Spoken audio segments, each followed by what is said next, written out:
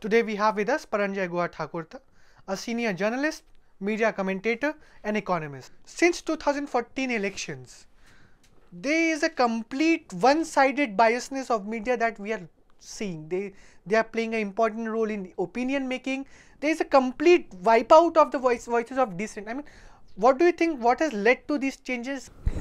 Let's take a few steps back. Let's go back to the situation that was prevailing 2 years ago. I'm saying roughly the middle of 2013. From then onwards, it became apparent that a very, very substantial section of the mass media in India was going all out for Mr. Narendra Modi, his candidature as a Prime Minister.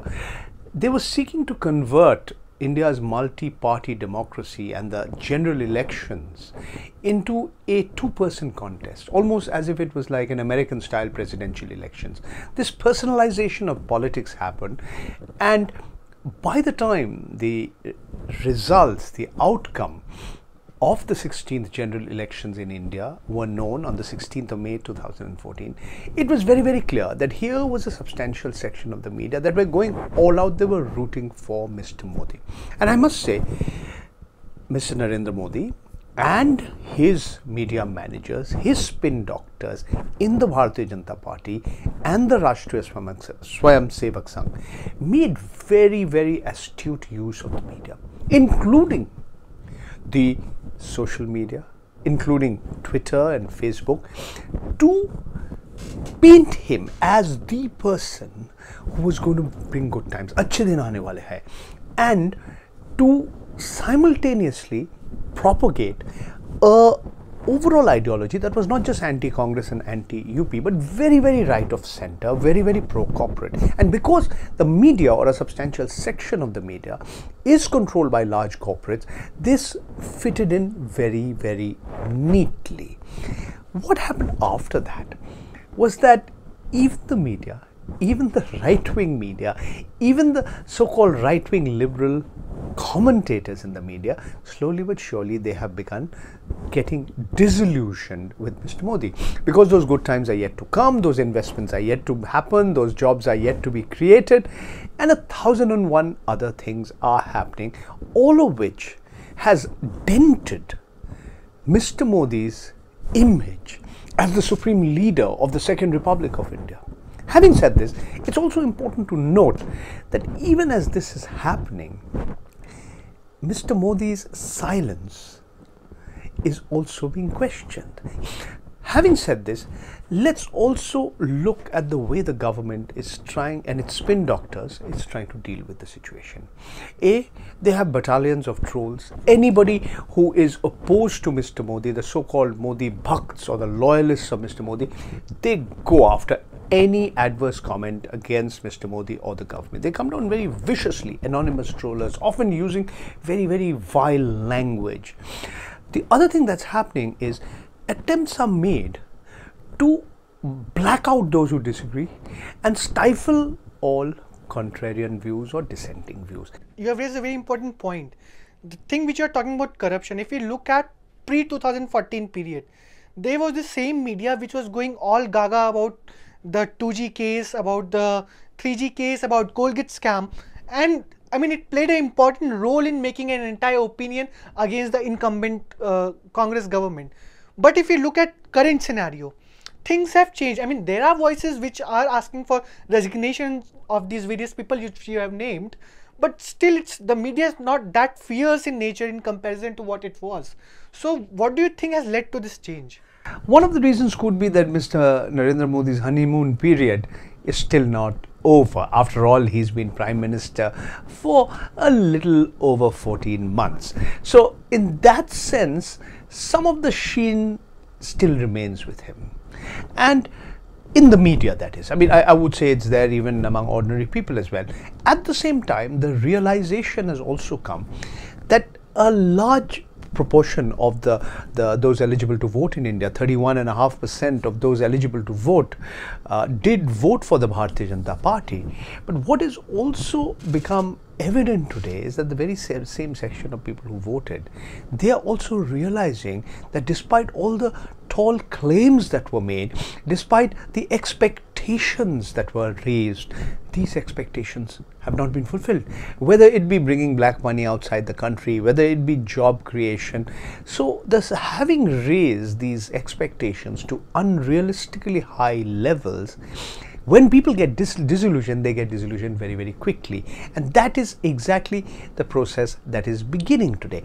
And on the issue of corruption, as well as on the issue of economic policies, people are asking, a large number of people who voted for the Bharatiya Janata Party and voted for Mr. Modi, voted not only because they were adherents to the right-wing Hindu ideology of the BJP and the RSS, they also voted because they were unhappy with the Congress and unhappy with the Congress-led UPA government.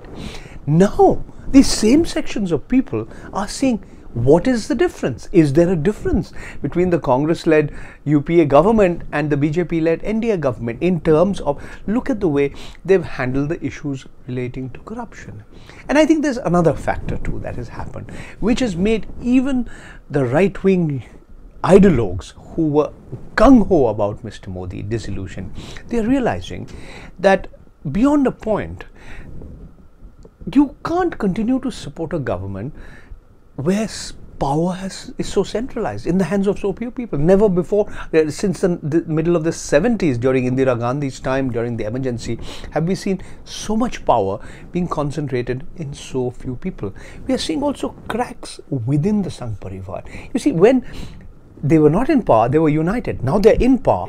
The factionalism within the Sangh Parivar and the voices within which are critical of Mr. Modi and the government is also being heard. When you talk about all these things, do you think there's this Network 18 has been completely owned by, has been bought by Reliance now? So do you think this has an important role to play in this U-turn of media in when we take these specific issues? Let me make 2 points in this context. You see, there was the large corporates, the large business houses, the industrial groups, the capitalists of India, they always had a control over the media. But you could argue that in recent times, this control has become all-pervasive and stronger. And one example is the corporate group headed by India's richest man, Mukesh Ambani, controlling one of India's biggest media conglomerates, the Network 18 group. We also have Mr. Birla having a lot of interest in the India Today stroke TV Today group. Having said that, let's also see how Mr. Modi, at one level, is also dealing with the same corporate media. It's interesting that the same Mr. Modi, the same BJP, which was so critical of the Doordarshan and All India Radio for being a sort of only giving the views of the government, is doing precisely that. Mr. Modi, when he goes abroad, and he's visited 18 countries in the first year of his term, he's made it a point not to take an entourage of journalists on this so-called junket. He's only taking along All India Radio, Doordarshan, ANI, and maybe the Press Trust of India. So he's been very selective in the journalists with whom he deals with. Remember something, Mr. Modi has also been very selective in the kinds of interviews he's given to what kinds of journalists. And let me say, most of the interviews that Mr. Modi has given have been to very, very friendly journalists who have asked him goody questions and not asked him tough questions. So, and the other thing is, look at the way he's using All India Radio as well, the Man Ki Baat. So it's not a dialogue but a monologue that has happened. But it's interesting because at the same time, you know, your actions have to speak louder than your words. The opposition is today saying that the same Mr. Modi, who was so loquacious, who was so talking, and he was so willing to criticize his political opponents, now when allegations of corruption are being leveled against ministers belonging to the Bharatiya Janata Party, union ministers, his silence is indeed deafening. This government has again said in the court that right to privacy should not be considered as a fundamental right. And the second thing is, since this government has come to power, there was a live telecast of Mohan Bhagwat's speech during Dashera in DD1. I mean, it's a national television and a government-owned television channel. So, do you think there is a process towards saffronization of the media houses also, and they're also trying to intervene in the personal lives of the individuals through media itself? This government, Mr. Narendra Modi, the Rashtriya Swayamsevak Sangh have a clear social agenda. Let's not forget 2 or 3 facts. Though the Bharatiya Janata Party got 31.5% of the popular vote in 2014, out of the 282 members of parliament belonging to the BJP, out of the 543 members of the lower house of parliament, the Lok Sabha, you must remember, out of 282 MPs, only 2 are non-Hindu. They are Buddhist. And this in a country where 1 out of 7 Indians is Muslim, roughly 14% of the population. There are more Muslims in India than in all but 2 countries in the world. That's one part of the story. The other part of the story is the concerted effort on the part of the current ruling dispensation to put in their own persons in key institutions, educational institutions. The attempt is not just to saffronize the media or educational institutions, but also the bureaucracy and the defense services and the legal profession. I mean, all of that is happening simultaneously. But in the process, sometimes the paucity of talent in the Sangh Parivar also shows up. And look at the utterly ham-handed manner in which a person whose claim to fame is rather dubious has been sought to be made the head of the Film and Television Institution of India. Oh, Parunji, this would be my last question. I mean, I remember during emergency, Advani was saying that when the people were asked to... When the editors were asked to bend, they are crawling. So do you think we are living in the same period, in a period of undeclared emergency? And if so, then what's the way ahead? Since you quoted Mr. L.K. Advani, former Deputy Prime Minister of India, you should also remember what he said very recently, on the occasion of the 40th anniversary of the emergency. That's correct. It happened in June 1975. He also said that the dangers of the reimposition or a new form of a democracy remain. And I'm not saying this. This is being said by arguably one of the senior most leaders of the BJP and a person who, as you rightly pointed out, after the emergency had commented about the Indian media that when the editors were asked to bend, they crawled. Today the situation is a little different. It's that much more difficult to reimpose emergency, to have a blanket, to put all journalists who disagree with you behind bars, as Indira Gandhi did.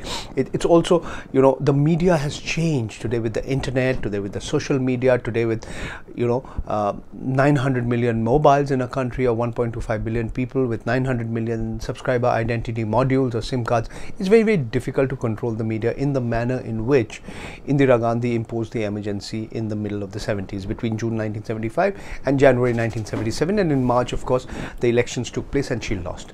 But what is happening is there are far more nuanced and far more subtle methods of trying to stifle dissent, of going after, attacking those who express views which are critical of the government. See the way in which the trolls are deployed to go after people who express views which are contrary to what the BJP or the RSS would like us to believe, that anybody who expresses a dissenting view is made out to be a supporter of the Congress or the Aam Aadmi Party. Or so they are declared as anti-nationals. And that's correct. That's correct. So this is the same way, and the same way in which Doordarshan, All India Radio have been reduced during that emergency as propaganda divisions of the people in power. So at one level, we can't go back to the situation that prevailed at 40 years ago. But we are seeing different forms of intolerance,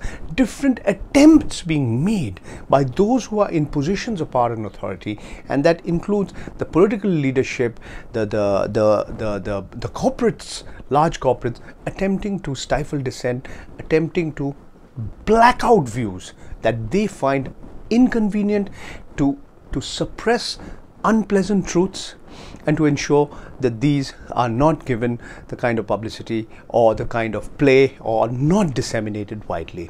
These attempts continue to be made, but I must say that somewhere along the line, the government should realize that it's going to become increasingly difficult to do so. Therefore, I'm a little hopeful that despite the best attempts made by some people to black out or suppress or censor dissent, they will not be successful. Thank you, Puranjay, for giving us your time, and as the things proceed, we will be coming back to you on such issues. Thanks a lot. Thank you for watching our program.